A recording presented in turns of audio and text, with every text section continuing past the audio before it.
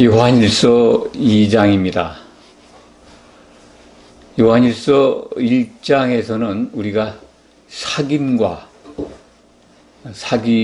가져오는 기쁨, 그리고 하나님의 그 참 믿어오신 은혜, 죄를 사해 주신 하나님의 은혜에 대해서 살펴봤습니다. 오늘 말씀은 그 죄사함과 관련돼서 계속 이어지는 말씀입니다. 2장 1절에 보면은 나의 자녀들아, 내가 이것을 너에게 쓰면 너희로 죄를 범하지 않게 하려 함이라. 만일 누가 죄를 범하여도 아버지 앞에 우리에게 대언자가 있으니 곧 의로우신 예수 그리스도시라. 예수님을 설명하고 있죠.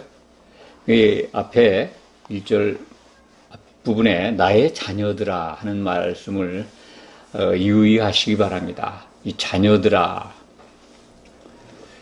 예수님이 제자들에게 새 계명을 주시는 날, 최후의 만찬장이죠.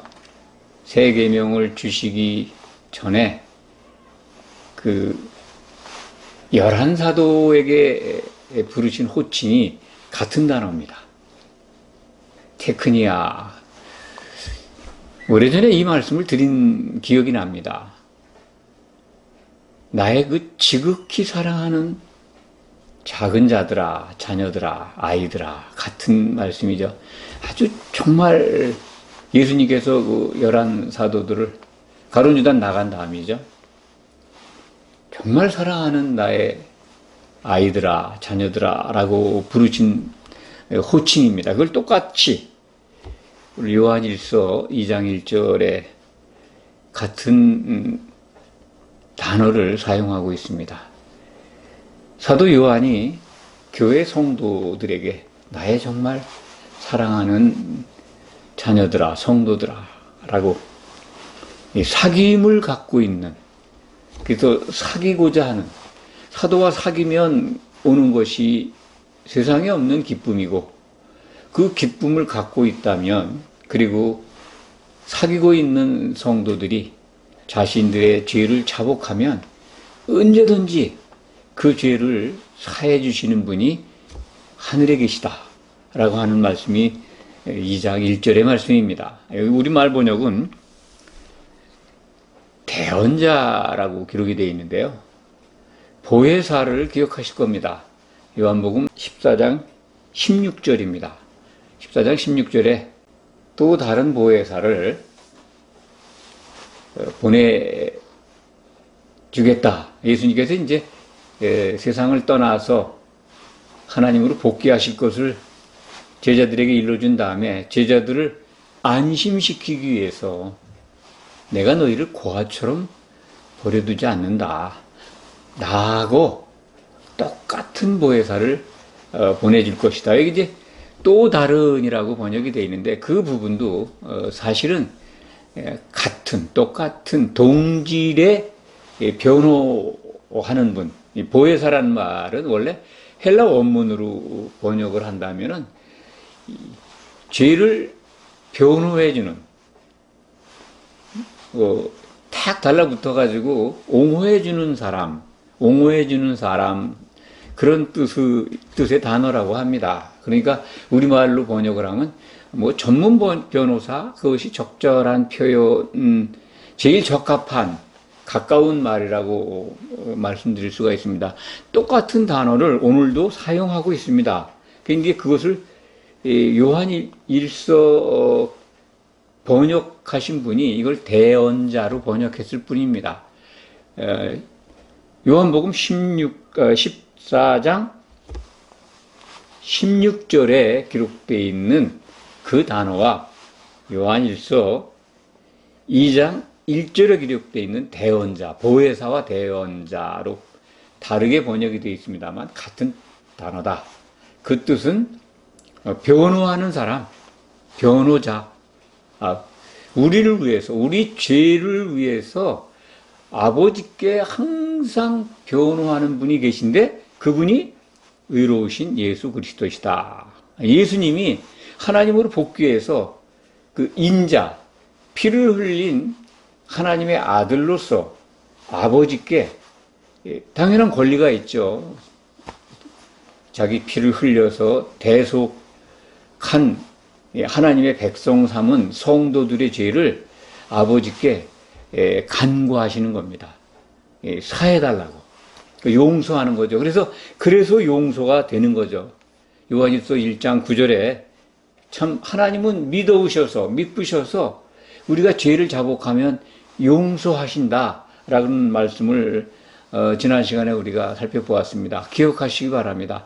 그래서 우리가 안심하고 예수님 안에서 신앙생활을 할 수 있는 겁니다. 이 죄라고 하는 거는 하나님의 생각과 다른 건 다 죄입니다. 율법은 그것을 깨닫게 하는, 죄를 깨닫게 하는 도구입니다. 율법을 통해서 죄를 아는 거지, 율법을 지켜서 의로워지는 게 아니라는 것을 다른 성경을 통해서 우리는 많이 배웠습니다. 그렇기 때문에, 우리가 율법을 지킬 수도 없고, 하나님의 생각에서 벗어날 수도 없습니다. 생각에서 벗어난다면 다 그 죄입니다. 예수님의 생각과 다른 게 다 죄다. 그렇다면 우리가 죄의 자복을 지난 시간에 제가 이렇게 설명드렸습니다. 죄의 자복, 자기 부인이다. 자기 생각을 부인하는 것이 죄를 자복하는 것과 같다. 자기를 부인해야 예수님을 따를 수가 있다. 예수님의 생각과 같아져야 예수님을 따르는데, 내가 예수님의 생각과 다른 걸 갖고 있다면 예수님을 따라갈 수가 없죠. 사귐이 있을 수가 없습니다.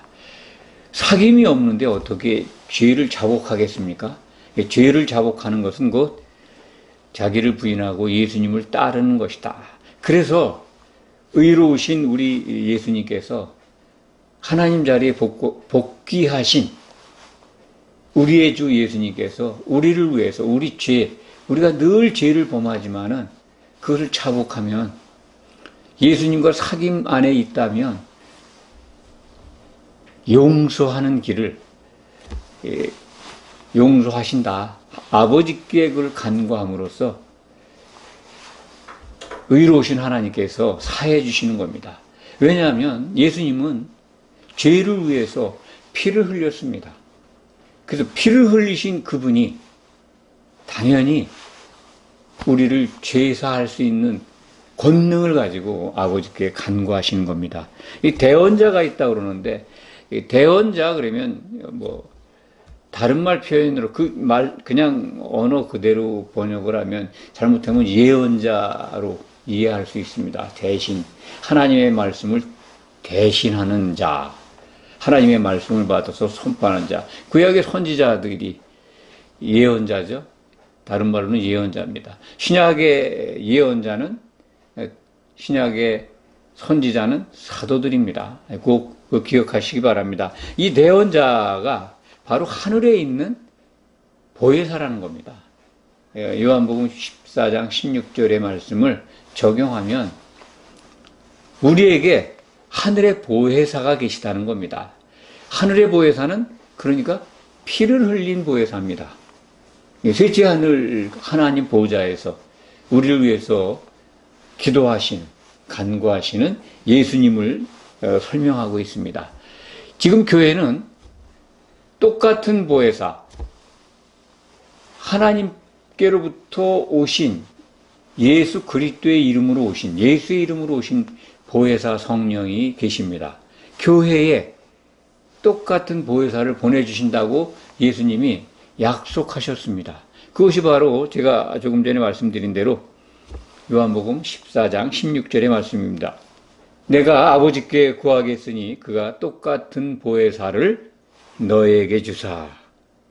또 14장 26절에 또 보혜사에 대한 말씀이 있습니다. 보혜사, 아버지께서 내 이름으로 보낼 성령. 그러니까 아버지께서 예수의 이름으로 보내실 성령이라는 거죠. 보혜사가 성령이다. 교회에 지금 오신 분은 예수의 이름으로 오신 성령, 진리의 성령입니다. 그러면 교회에 지금 우리들 예배 가운데도 와 계시고 우리를 한 몸 되게 하시고 우리를 하나 되게 하시는 그 성령, 그분은 하나 되게 하시는 기름이죠. 하나 되게 하시는 기름, 성령입니다. 그러니까 땅에는 교회를 위해서 하나 되게 하시는 진리의 성령, 그분이 계시고, 하늘에는 이 피를 흘리신 피의 보혜사가 계십니다. 그 둘이 삼위일체의 하나님을 이해하시면 이해가 쉽습니다만, 잘못하면 각각의 참 사람으로 따지면 인격이 다른 그런 보혜사로 오해할 수 있는데, 하나님은 한 분이십니다. 위가 다르죠. 일하는 위치가 다른 겁니다. 하늘 보좌에서 우리들의 죄를 대속하신 예수님께서 우리가 죄를 자복하면 늘 죄를 범할 수밖에 없는, 우린 육을 입고 있습니다. 육을 입고 있는 한 이 육의 생각에 끌려서 늘 하나님의 말씀의 관역에서 벗어날 수 있는데, 그것을 자복을 하면 사해 주신다는 겁니다. 왜? 하늘에 피의 보혜사, 피를 흘리신 예수님께서 보혜사 역할을 하고 계시기 때문에 그것이 이루어진다는 겁니다. 오늘 말씀을 적용하면 그렇습니다.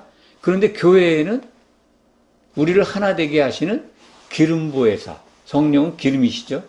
그래서 기름을 준비해라 라고 하는 명령을 신약교회는 받고 있습니다. 그 땅에는 하나 되게 하는 땅의 보혜사, 교회에는, 하늘에는 우리의 죄를 사해 주시는 피의 보혜사, 피 흘리신 우리 주 예수 그리스도, 예수님이 계시고, 땅에는 우리 교회에는 우리를 하나 되게 하시는 성령님이 와 계시다. 이것을 참고로 이해하시기 바랍니다. 그래서 우리는 아버지 하나님께서 우리를 어떻게 하든지 하나님의 뜻 가운데에서 양육해서 우리가 예수님의 몸으로 하나 되게 만드셔서, 그래서 다시 오실 예수님의 신부가 되도록 일하고 계시다 하는 것을 기억하시기 바랍니다. 그러려면 오늘 말씀을 잘 새김질하시면서 들어야 합니다. 들어야 사도들과 사귐이 있습니다. 제가 드리는 말씀은 사도들이 기록한 사도들의 말, 신약 성경을 중심으로 드리고 있습니다. 이것이 사도들과의 사귐을 가능케 하는 것이고, 사도들과 사귐이 있어야 예수님을 따라갈 수가 있습니다. 사도들의 말을 들어야 우리가 그리스도 안에서 동행할 수 있는 그러한 것들을 제공받을 수가 있습니다. 그리스도 안에 있어야 빛 가운데 거하는 거고, 빛 가운데 거해야 우리가 그리스도의 몸으로, 교회로, 한 몸으로 세워져 갈 수 있는 겁니다. 그래야 신앙에 성공할 수 있는 겁니다. 2절입니다. 그는 우리 죄를 위한 화목제물이다. 화목제물에 대해서 설명드리겠습니다. 화목제물은 구약성경 화목제사가 있습니다. 레위기 3장 또는 7장을 보시면 이 화목제사에 대한 규례가 나옵니다. 예수님은 그러한 모든 제사를 완성하셨습니다. 자기 몸을 온전하신, 흠이 없는, 죄가 없는 자신의 몸을, 자신의 피를 들여서 하나님께 화목 제물이 되셨다. 그 말씀입니다. 화목 제물이 되어야 우리가 하나님께 갈 수 있습니다. 하나님을 만날 수 있습니다. 그래서 화목 제물이 되신 예수님의 그 은혜, 대속의 은혜로 우리가 교회의 지체로 부름을 받았고, 교회가 하나님의 성전입니다. 고린도전서 3장 16절에 너희가, 교회가 하나님의 한 성전인 것을 알지 못하느냐. 그래서 성도들이 성령 안에서 모여 있을 때 성전이 되는 겁니다. 하나님을 만날 수가 있는 거죠. 하나님께 우리가 기도할 수 있는 겁니다. 그 화목제물, 예수님의 공로죠. 그런데 하나님을 만날 수 없었던 구약 시대에 제사장이 하나님께 제사를 드렸습니다. 대제사장은 1년에 한 차례씩 성소에 들어가서 휘장을 걷고 휘장 안으로 들어가서 지성소에 가서 하나님께 향을 들고 하나님을 만났습니다. 속죄소죠. 속죄소에 들어가서 죄사함의 은혜를 만날 수 있었습니다. 그 구약 제사의 모형을 신약 성경은 예수님의 그 피 흘린 제물을 통해서 우리는 예수님이 구약 제사를 완성하심으로써 우리는 하나님을 만날 수가 있습니다. 언제든지. 언제부터일까요? 예수님이 십자가에서 자기 몸을 찢었을 때, 피를 흘렸을 때 성전 휘장이 갈라졌습니다. 성소의 휘장은 하나님을 만날 수 있는 지성소에 하나님이 계시니까 그것이 없으면 성소에 들어가는 제사장들이 다 죽습니다. 그 제사장들을 보호하기 위한 보호막이었는데 그 휘장을 찢음으로써 하나님께 가는 길을 열어놓으셨습니다. 이 휘장이 찢은 사건을 잘 이해하지 못하는 분들이 제3성전 말씀들을 합니다. 또 다른 성전이 세워져야 예수님이 오신다.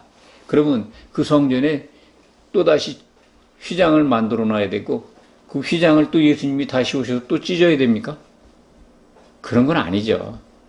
그래서 그런 것들은 성경적이지 않은 성경 해석, 참 그 사람의 논리에 의해서 해석한 건데 그런 거짓 가르침에 미혹되거나 따르지 않길 바랍니다. 화목제물, 예수님은 십자가에서 하나님과의 화목을 다 이루셨습니다. 그래서 우리가 예수님 안에서 하나님께 나아갈 화목하게 된 길이 열린 겁니다. 3절에 보면 우리가 그의 계명을 지키면 이로써 우리가 그를 아는 줄 알 것이요. 그의 계명을 지키면 예수님의 계명, 이것은 이제 새 계명입니다. 요한복음 13장 34절이죠. 내가 너희를 사랑한 것처럼 너희가 서로 사랑해라. 제일 중요한 게 뭘까요? 내가 너희를 사랑한 것처럼, 그 말씀이 제일 중요합니다. 사람들이 갖고 있는 그런 사랑, 육적인 사랑, 또 혈육적인 사랑, 또는 관계 속에서 우정적인 사랑, 이런 것이 아니라 하나님께만 있었던 사랑을 가지고 예수님은 제자들을 사랑하셨습니다. 그 11 제자들에게 내가 너희를 사랑한 것처럼 너희가 서로 사랑해라. 그러니까 우리가 혼자서 예수님의 사랑을 이룰 수가 없습니다. 서로 사랑하라 그랬으니까요. 예수님의 사랑은 하나님께만 있었던 아가페 사랑입니다. 곧 성령을 통해서만 알 수가 있고 할 수 있는 사랑이 아가페 사랑입니다. 하나님께 속한 사랑입니다. 그것을 가지고 제자들을 사랑하셨습니다. 그 사랑을 가지고 너희가 서로 사랑해라. 사도들은 그 사랑을 받고 우리에게 이 명령을 우리에게 일러주었습니다. 그러니까 사도들의 말을 들어야 우리가 사랑할 수 있고 예수님의 계명을 알 수 있고 예수님의 계명을 지킬 수가 있습니다. 그래야 예수님의 계명을 지킬 수 있어야 그를 안다 이거예요. 예수님을 알 수 있는 겁니다. 예수님을 알아야 그것이 바로 천년왕국에 들어가는 길입니다. 그게 복음입니다. 복음의 알맹이가 뭐냐? 예수님을 알아야 되고 예수님을 아는 자는 영생의 복을, 그러니까 그 천년왕국의 생을 누리게 된다는 것이 요한복음 17장 1절부터 3절 사이에 기록되어 있는 말씀입니다. 영생은 이것이니 유일하신 참 하나님과 그의 보내신 자 예수 그리스도를 아는 것입니다. 경험으로 아는 것입니다. 결국은 사도들의 말을 들어야 예수님을 알 수 있는데 이 사도들의 말은 신약 성경입니다. 신약 성경을 주목해서 본다면 자기를 부인하게 되고 예수를 주라 시인하게 되고 성령을 받아 마시게 되고 교회를 이루게 되고 그래서 예수님의 기쁨을 공유하게 되고 예수님을 알아가게 됩니다. 계명을 지킬 수 있게 됩니다. 아가페 사랑을 어떻게 합니까? 성령을 받아야죠. 그것을 우리에게 없는 사랑을 받아야 그 받은 성도들끼리 그를 공유하는 겁니다. 반사하는 거죠. 서로 나누는 거죠. 서로 사랑하라고 한 말씀도 꼭 기억하시기 바랍니다. 예수님께서 내가 너희를 사랑한 것처럼 하나님께 있는 그 사랑을 가지고 서로 사랑을 나타내고 증명하는 것, 그것이 바로 그의 계명을 지키는 겁니다. 그러면 그것이 바로 예수님을 아는 것이고 그것이 우리가 천년왕국의 생을 곧 혼인잔치에 들어가는 복을 누리게 된다는 그런 말씀입니다. 4절 말씀을 볼까요? 그를 아노라 하고 그의 계명을 지키지 아니하는 자는 거짓말하는 자라. 예수님 압니다. 교회 생활 잘합니다. 하나님께 복받고 있습니다. 그러지만 그 계명을 지키지 아니하는 자. 계명을 지키려면 사도들과 사귐이 있어야 돼요. 사도들의 사귐을 통해서 그분을 알 수 있는 겁니다. 계명 지키는 방법은요. 자기 부인을 통해서 예수님과 동행하는 수밖에 없습니다. 성령을 함께 받아 마시는 기름을 준비하는 길입니다. 그래야 예수님을 알게 되고 계명을 알게 되고 그래서 서로 사랑하게 됩니다. 성령 안에 있다면 그리스도 안에 있다면 그것은 이루어집니다. 우리들의 실력과 노력으로 되는 게 아닙니다. 먼저는 사도들과 사귀시기 바랍니다. 신약 성경을 주목해서 보시기 바랍니다. 그러면 자기 부인을 하게 되고 예수의 이름으로 모이게 되고 예수 그리스도의 이름으로 모인 곳에 성령께서 오십니다. 그걸 믿으시기 바랍니다. 그런데 그걸 안 하면 거짓말하는 자라는 거예요. 거짓말이 뭡니까?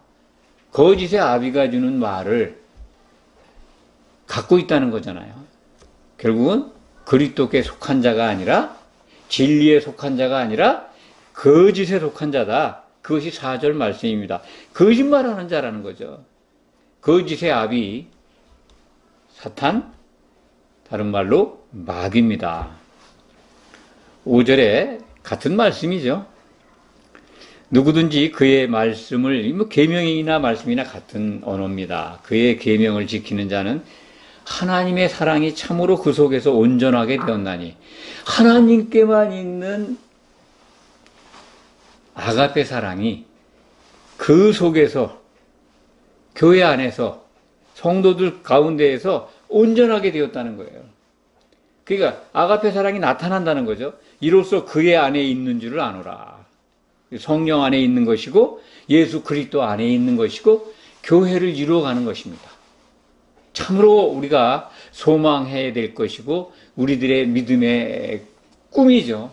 이것이 이루어지는 교회, 이것이 이루어지는 성도들의 관계, 참으로 우리는 이것을 갈망하고 간구하고 사모해야 합니다. 5절에 보면은 참 그의 말씀을 지키는 자, 그의 계명을 지키는 자, 그리스도 안에 있는 줄 안다.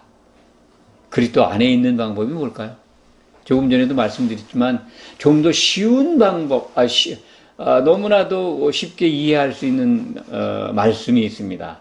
그것이 요한복음 15장입니다. 그 말씀을 기억하실 겁니다. 아버지는 농부고 나는 포도나무다. 너희는 가지다. 나는 참 포도나무다. 이 가지가 나무를 떠나서는 아무것도 할 수 없다. 그러니 너희는 내 안에 거하라. 기억하실 겁니다. 너희는 내 안에 거하라. 요한복음 15장 4절에 기록된 말씀, 내 안에 거하라. 나도 너희 안에 거하리라. 또 5절에는 나는 포도나무여 너희는 가지라. 그가 내 안에, 내가 그 안에 거하면 열매를 많이 맺는다. 라는 말씀이 있습니다. 그러니까 예수님 안에 거하는 방법은요, 나무이신 예수님께 가지인 우리가 찰싹 달라붙어 있으면 됩니다. 그럼 뿌리로부터 올라오는 수액을 받아서 공유하게 됩니다. 같은 물을 마시는데 성령을 같이 공유하는데, 그래서 가지와 잎새와 뿌리와 나무가 다 일사불란하게 일을 해서 열매를 맺는 겁니다. 그것이 바로 예수님 안에 거하는 유일한 길입니다. 성령 안에 있으면 되는 거예요. 그러면 나무에 붙어 있는 거지 않습니까? 그러기 위해서, 나무에 붙어 있기 위해서는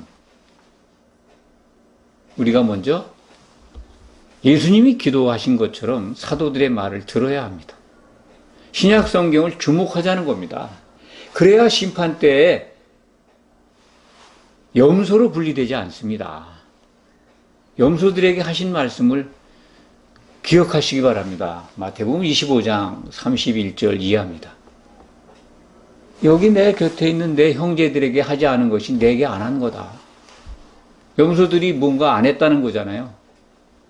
예수님이 재판하실 때 곁에 12사도가 배석하게 됩니다. 그것은 마태복음 19장 28절에 기록되어 있습니다. 여기 내 곁에 있는 내 형제들에게 하지 않은 것이 내게 안 한 것이라고 예수님이 염소들에게 따지지 않습니까? 야단치는 거죠. 대신에 양들로 구별된 성도들에게는 내게 너희가 너무나도 많은 걸 했다는 거죠. 내가 굶주리고 뭐 배고프고 헐벗고 있고 아플 때 뭐 옥에 갇혔을 때 다 돌봤다는 겁니다. 그게 뭐겠습니까? 옆에 섰는 내 형제들에게 한 것이라는 거예요. 그것을 문자적으로 전부 다 이렇게 생각할 게 아니라 사도들을 대우했다는 겁니다. 예수님 안에 거하는 거는요, 그들의 말을 먼저 들어야, 아, 내 생각이 예수님의 생각과 너무나 다르구나.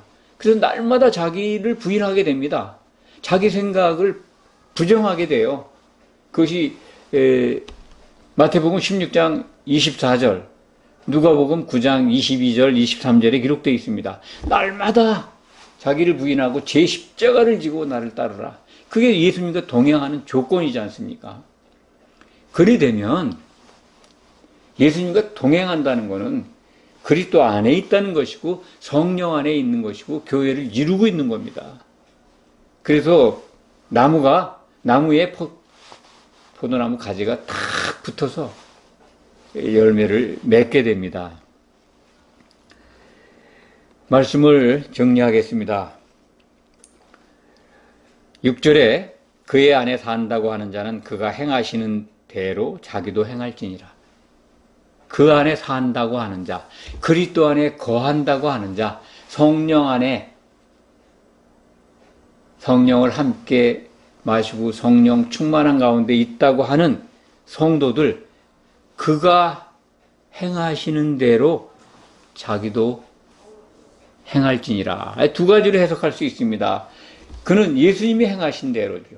예수님이 우리를 예수님이 먼저 사랑하셨습니다. 아가페 사랑으로 사랑하셨으니 그분이 그렇게 사랑한 대로 성도들도 서로 사랑해라 하는 말씀이고, 성령을 적용한다면은 성령이 하나 되게 하신 것을 힘써 지키는 것까지 우리가 이해할 수 있습니다. 성령 안에 거한다면 성령이 하나 되게 하신 것을 지켜야 합니다. 마귀는 쉴 새 없이 하나 되지 못하게 회방합니다. 얼마나 회방하는지 모릅니다. 그걸 아셔야 합니다. 그러면 그것을 심도 지켜야 됩니다. 성령이 소멸하는 경우도 있다는 것을 신약 성경은 일러줍니다. 그 기억하셔야 합니다. 그렇기 때문에 성령이 하나 되게 하시는 것을 우리도 반드시 지켜야 합니다. 그러려면은 자기 부인을 통해서 참 포도나무인 예수님께 가지인 교회 지체인 우리가 찰싹 달라붙는 수밖에 없습니다. 날마다 자기 십자가를 지고 주님을 따르시는 그러한 성도 여러분이 되시기를 간절히 축원합니다. 기도하겠습니다.